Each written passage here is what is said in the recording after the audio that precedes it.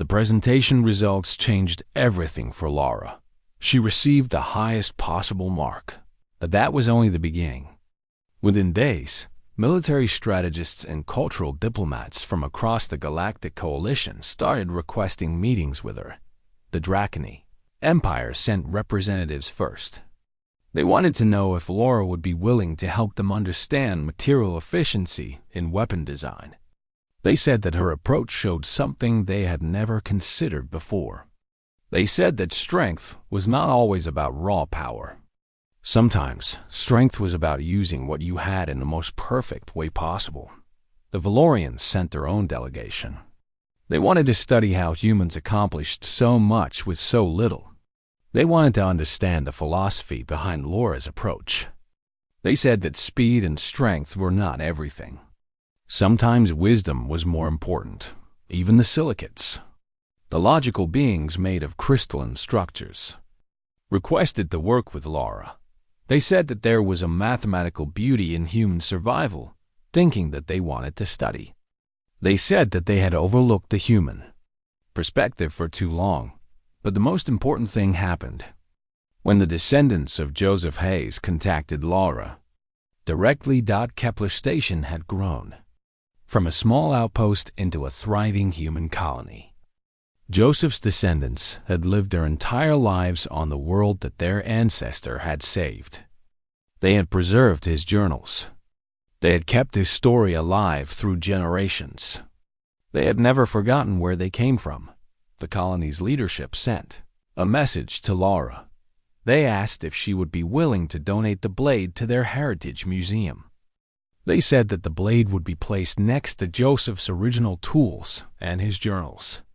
They said that the blade would become a symbol of what humans could do when they refused to break. Laura faced a difficult choice. The blade was her masterwork. It was proof of everything she could become. It was the thing that had changed her life. Part of her wanted to keep it forever, but she understood the truth. The blade was not hers to keep. The blade belonged to Joseph. The blade belonged to the colony that Joseph had founded. The blade belonged to the future of humanity. She sent a message back to Kepler Station. She said yes. She said that the blade was where it should be. The transfer happened with a ceremony. Laura stood in a transmission room and watched as the blade was presented at the Colony Museum. She saw Joseph's descendants gather around it.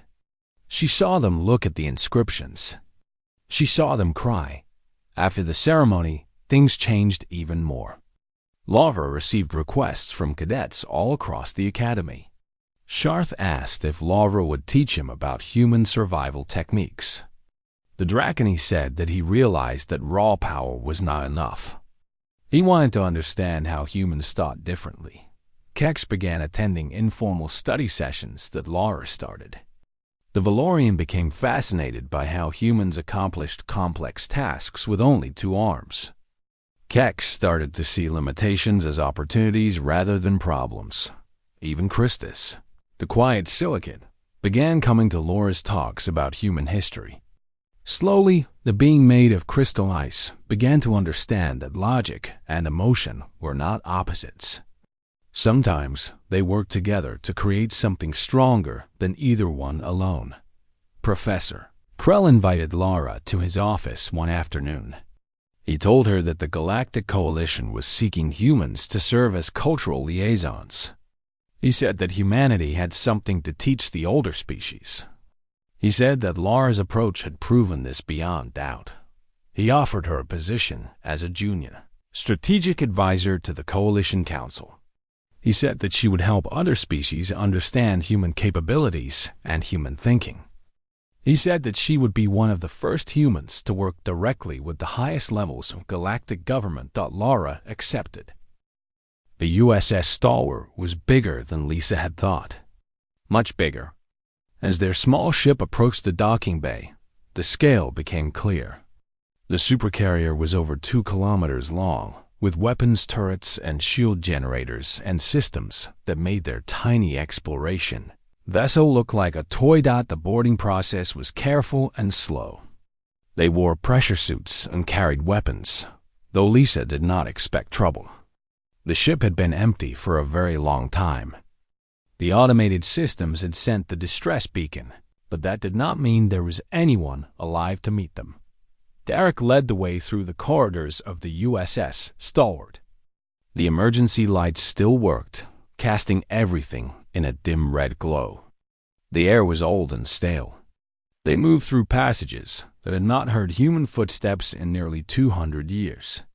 Their suit radios crackled with their breathing, amplified and echoing. The first dead crew member they found was in the bridge area.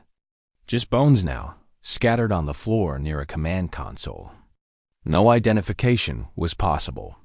Patricia knelt beside the remains and closed her eyes. She did not say anything, but Lisa understood. They were looking at history, but also at death. At people who had been trapped. The ship's computer core was still operational.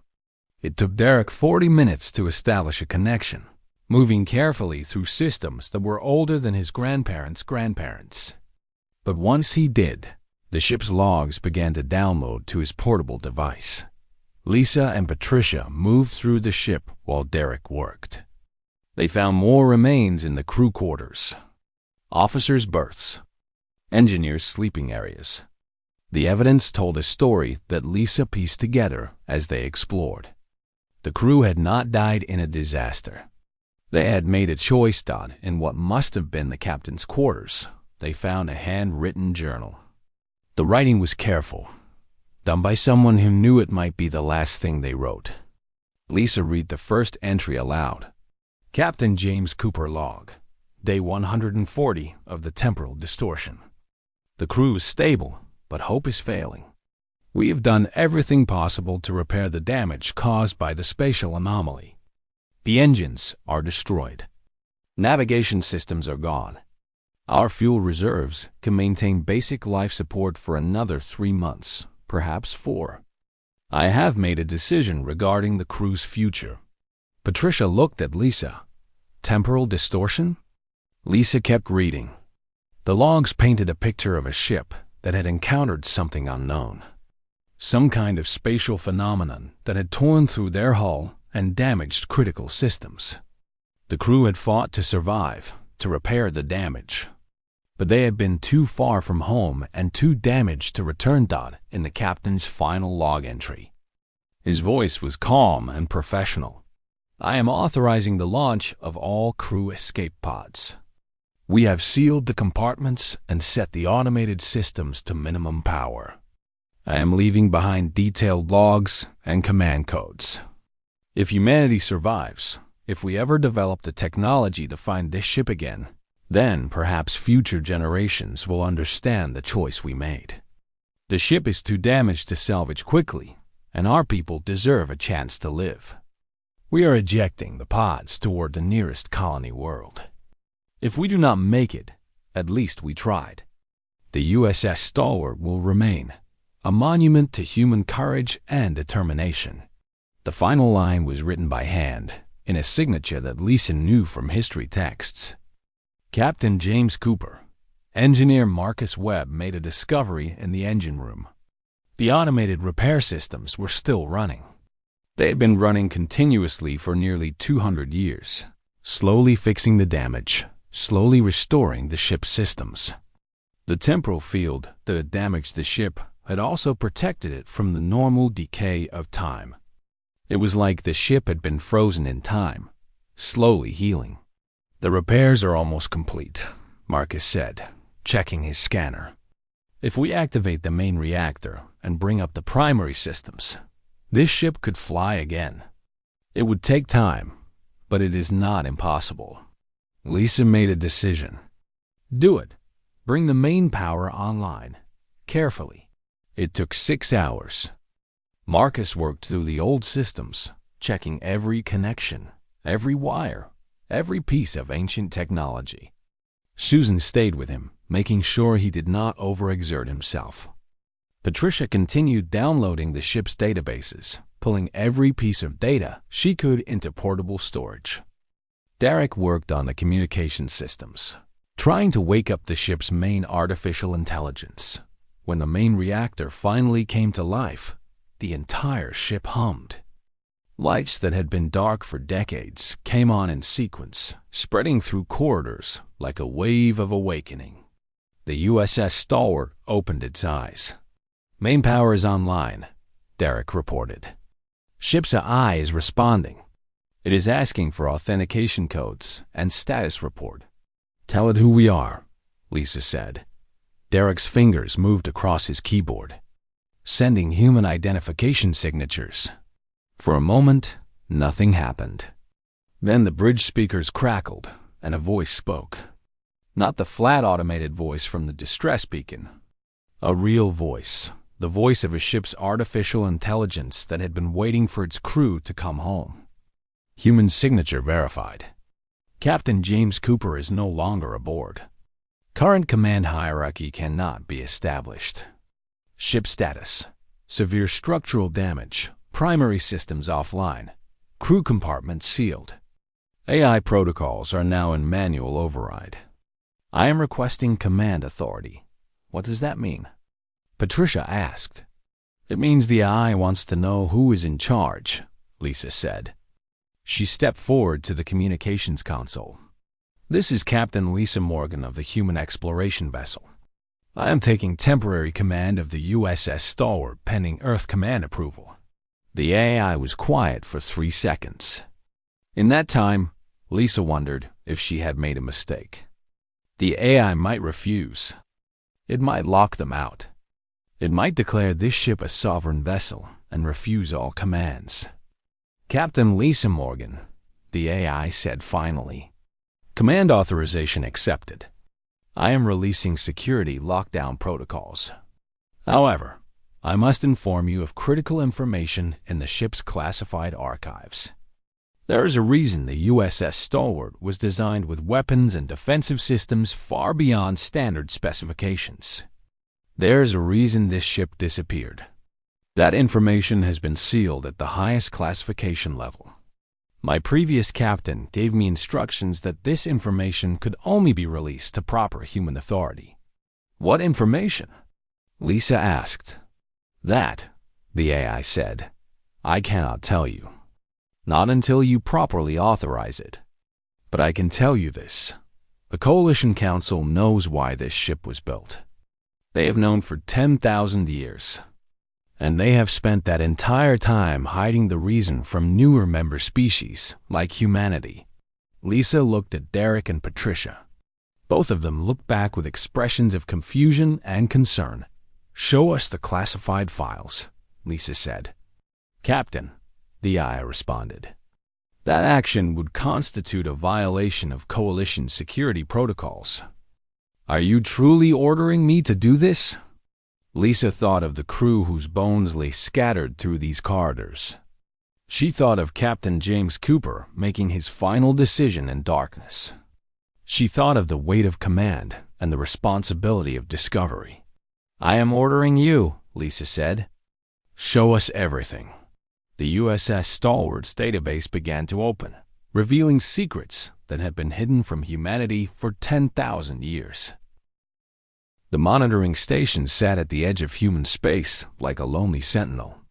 Captain Lisa Morgan had been stationed there for 3 years, watching the void, listening to the quiet hum of equipment that rarely gave her anything interesting to do. The Galactic Coalition treated humanity like a child who had just learned to walk. They gave humans safe space to operate, good trade routes, and plenty of jobs maintaining other species' technology. But the important things, the dangerous places, the real exploration missions, those were reserved for the older species. Lisa stood in front of the main viewing screen, her hands crossed behind her back. At 48 years old, she had spent her entire life in the human Space Force. She had earned her rank through hard work and careful decisions, but her career had always felt limited. The Coalition made the rules, and humans followed them. It was that simple. Lieutenant Derek Hayes sat at his communication station, focused on his work as always. Derek was younger, maybe 35, with dark hair and sharp eyes that noticed everything. He had served under Lisa for 2 years, and she trusted him completely. Next to him, Dr. Patricia Okonkwo worked at the science station, monitoring radiation levels and stellar activity in their section of space. Patricia was a brilliant scientist, known for her ability to see patterns others missed. The station was quiet. That was normal. Most days, nothing happened. Ships came and went. They detected the occasional meteor shower or solar flare. It was not exciting work, but it was important work. Lisa believed that. She had to believe that, or the monotony would break her mind. Derek suddenly stood up. His chair rolled back quickly. "Captain, we have a signal," he said. His voice was not loud, but Lisa heard something in it. Attention. Surprise. Lisa moved to the communication station. "What kind of signal?" "Old," Derek said. "Very old. It is broadcasting on Earth's standard frequencies. Ancient ones. The kind we have not used in almost 200 years. Patricia was already moving toward them, her eyes wide. "Where is it coming from?" Derek's fingers moved across his screen. "That is the strange part. It is coming from deep space, beyond the regular exploration zones. The signal is automated. It keeps repeating the same message every 10 seconds. "What does it say?" Lisa asked. Derek's face went pale. He turned to look at his captain directly. "It is a distress beacon, Captain. It is from a ship called the USS Stalwart. That ship disappeared 180 years ago. According to records, it went down. Lost to an accident during the first deep space exploration mission." The words hit Lisa like something physical. The USS Stalwart. Every human knew that name. It was taught in schools. The great ship that had ventured too far, too fast, and paid the price with the lives of everyone aboard. It was a tragedy written into human history. "That is not possible," Patricia said. "The Stalwart broke apart in a navigation failure. The records are clear." "I am just telling you what I am hearing," Derek said. He looked uncomfortable. "The signal is real, Captain. I am certain of it." Lisa moved back to the viewing screen. She could see the vast darkness of space, the distant stars, the cold emptiness that separated humanity from everything else. The Coalition had told them to stay in their designated zones. They had told humans to be careful, to follow the rules, to not explore too far from safety. It was a message wrapped in protection but tasting like control. "Verify the signal," Lisa said. "Run every test. Make sure it is not something else. Some kind of false echo from old broadcasts." Derek and Patricia worked quickly. 20 minutes passed. Lisa watched them move, check instruments, cross-check data. She knew what they would find. She could feel it. The signal was real. Somehow, impossibly, the USS Stalwart was still out there, still sending its distress beacon after almost 2 centuries. "Captain," Patricia said finally, "it is real. The energy signature matches human ship designs from that era. The materials are old, but they are broadcasting. The signal strength is weak, but constant. There is something out there, and it has been broadcasting for a very long time." Lisa nodded slowly. Protocol said she should report this to Earth Command immediately. She should follow the chain of command. She should do everything the Coalition way, going through official channels, getting permission from higher authority. She should wait for someone else to make the decision. But Lisa had not spent 25 years in the Space Force by always following protocol. She had learned that sometimes the rules were there to protect people, and sometimes the rules were there to limit them. She had learned that curiosity and courage were what made a difference.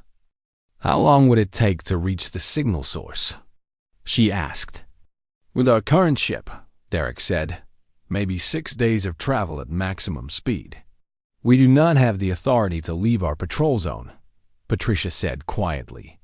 She said it not as an argument, but as a fact. but concern. "I know," Lisa said. "That is why we are going to report a malfunction in our long-range sensors. We are going to do a diagnostic run into deep space. We are going to leave in 1 hour." Derek and Patricia exchanged a look. It was the look of people making a dangerous choice. "What do we tell Earth Command?" Patricia asked. "The truth," Lisa said. "Once we have found what is out there, we will tell them the truth." An hour later, the small exploration vessel undocked from the monitoring station. Lisa commanded the ship personally. Derek managed communications, and Patricia handled the science station. 2 other officers joined them. Engineer Marcus Webb, who knew every system on the ship like it was his own body, and medical officer Susan Jiang, who could handle anything from small injuries to major medical emergencies. 5 days into the journey, they started getting closer to the signal source. The readings became stronger. The radiation signatures grew clearer. Something massive was out there. Something that had survived 180 years in the void. On the 6th day, as they approached the final coordinates, the sensors began detecting massive thermal signatures. Huge metal structures. Old human design patterns. Ancient weapons arrays that were somehow still functional. The readings did not make sense. A ship that old should have been scrap metal and dust. But the USS Stalwart was not dust. The USS Stalwart was there, waiting. Lisa leaned forward in her command chair. The viewing screen showed nothing but darkness at first. Then a shape began to emerge. Not a small shape. A massive shape. A supercarrier built for deep space travel. Built when humans still believed in reaching for the stars without permission. "Send a hail," Lisa said. "Human standard frequencies." Derek opened the communication channel. There was silence for a moment. Then, very faint, very old, a computer voice responded. The voice of a ship that had been alone in the darkness for nearly 200 years. Human vessel identified. Docking protocols confirmed. "Welcome back to the USS Stalwart." Lisa Morgan smiled. The future of humanity had just changed, and she had made sure humanity would know about it. The message that Lisa Morgan sent to Earth took exactly 42 minutes to arrive. It would take another 42 minutes for a response to come back. In between, the entire leadership of humanity had to confront a reality that changed everything. President Robert Turner sat in the Situation Room and listened to Lisa's report without interrupting. Her message was brief and factual. USS Stalwart discovered. Ship intact. Crew long deceased. Returning to monitored space. Full details to follow. But before the full details could arrive, the Galactic Coalition already knew. The Coalition monitoring stations had detected the Stalwart's power signature lighting up across multiple star systems. Their sensors had noted the activity immediately. Within hours, emergency messages were flooding human channels. The Coalition wanted answers. High Chancellor Vexter sent his official communication through proper diplomatic channels. He was not angry, not yet. But his message was clear. The Coalition Council would be convening. The presence of a previously unknown human military vessel in deep space required immediate explanation. Meanwhile, Lisa and her team worked frantically to understand what they have found. Patricia had been reading through the classified files for 6 hours straight, only taking breaks when forced to. Derek was maintaining communication with Earth, sending in regular data packets. Marcus was conducting a full systems diagnostic of the USS Stalwart. Susan was documenting the condition of the deceased crew for proper burial records. Commander Nathan King arrived on the Stalwart just as Lisa was beginning to understand the implications of what they had discovered. Nathan was a career military officer, serious and tactical. He had been sent by Earth's Defense Ministry to take official command of the situation. "Show me," Nathan said simply. Lisa led into the data terminal where Patricia was working. The USS Stalwart was not designed for exploration, Patricia explained. Her voice was tired, but her mind was sharp. It was designed for defense. Not for defending Earth or human space. For defending the Coalition itself. That does not make sense, Nathan said. Why would the Coalition need humanity to defend them? Patricia pulled up a holographic display. It showed a ship. Not a Coalition ship. Something older. Something different. The design was strange, almost organic in its curves. 240 years ago, Patricia continued, there was a species called the Thyrak Empire. They were not Coalition members. They were not friendly. According to these files, the Thyrak were responsible for the worst war the Coalition had ever experienced. The war lasted for 3,000 years. Nathan stared at the image. 3,000 years? The Coalition won, Patricia said. But barely. And the cost was enormous. Entire species were wiped out. Worlds were destroyed. According to these logs, the Coalition made a secret decision. They would never let something like that happen again. So they created what amounts to a failsafe. What kind of failsafe? Nathan asked. Us, Patricia said simply. Humanity. Or at least, humanity was supposed to be part of it. The Coalition made plans to help new species develop advanced weapons and defense technologies.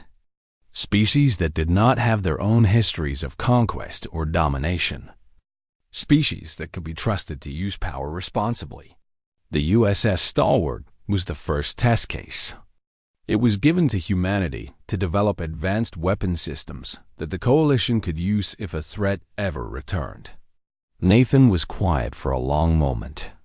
The Coalition lied to us. They said they were offering us peaceful membership. They said all species joined for trade and mutual protection. That is what they said, Patricia agreed. But what they meant was they wanted us ready, just in case. The communication from the Coalition Council came 6 hours later. High Chancellor Vexter appeared on the screen, and with him were representatives from 7 major Coalition species. They looked serious. They looked concerned. Captain Morgan, Vexter said, the Galactic Coalition Council has met in emergency session. We have reviewed the data being transmitted from your location. We have questions that require immediate answers. Lisa activated the communication system. High Chancellor, we are continuing our analysis of the USS Stalwart. We are willing to cooperate fully with the Coalition investigation. That is good, Vexter said. However, the Council has determined that it is necessary for the USS Stalwart to be brought under Coalition authority immediately. You will prepare the vessel for transfer. You will turn over all systems, all codes, and all crew to Coalition forces. This decision is not negotiable. Lisa glanced at Nathan. He nodded very slightly. High Chancellor, Lisa said carefully, the USS Stalwart is a human vessel. It was built by humans before we joined the Coalition. By what authority does the Coalition claim ownership? By the authority of the Coalition Defense Accord, Vexter said coldly. Section 7 states clearly that any military assets discovered in Coalition space become Coalition property. The USS Stalwart is a military vessel. Therefore, it belongs to the Coalition. That section was designed to prevent individual member species from hiding weapons, Lisa countered. This ship was sealed and abandoned. We only recently discovered it. We have been part of the Coalition for 80 years. All of our actions have been in good faith. Vexter's expression hardened. Nevertheless, the Council has made its decision. You have 48 hours to evacuate your crews and remove all human systems from the vessel. At that time, Coalition forces will take possession. Any resistance will be considered an act of aggression against the Coalition itself. The communication ended. The room was silent. Lisa could hear the hum of the ship around them, could hear the machines that humans had built, that had been waiting in the dark for nearly 2 centuries. "They are going to take it," Marcus said. "They are going to take this ship and lock it away." "No," Patricia said. She was holding a data crystal. "They cannot do that. Not when they find out what else is out there." "What do you mean?" Nathan asked. Patricia pulled up another file. The data in the classified archives is not just about the Coalition's past. It is about the Coalition's future. The stalwart sensors detected something before the ship was damaged. Something coming toward Coalition space. She displayed a recording captured 180 years ago. A ship, a Therax ship. The same design they had seen before. The same empire that the Coalition had declared extinct. This ship sent the signal that damaged the stalwart, Patricia said. It was a weapon. A defensive pulse that the Therax used to destroy any vessel in their path. The ship was moving toward Coalition territory, not away. The stalwart was designed to stop it. That was the ship's real purpose. Not exploration. Defense against this. Nathan looked at the data. His face changed. If that ship is still active, if it is still moving toward Coalition space, then in about 170 years of travel time, Patricia finished, it is going to arrive. And the Coalition knows it. The Coalition has known about this threat for 10,000 years. And they never told us. They never told anyone except the species they trusted with weapons. Species like humans. So what do? Lisa asked. We contact Earth, Nathan said. And we tell the President that humanity has been given an impossible choice. Surrender this ship and the Coalition crushes us quietly in a century or less. Or we keep it, defy the Coalition, and prepare to fight. Fight what? Marcus asked. A single scout ship destroyed almost everything here. How are we supposed to fight an entire empire? Patricia looked at all of them. Because that is what humanity does, she said. We fight. Even when we are outnumbered. Even when we are afraid. We fight, and somehow we survive.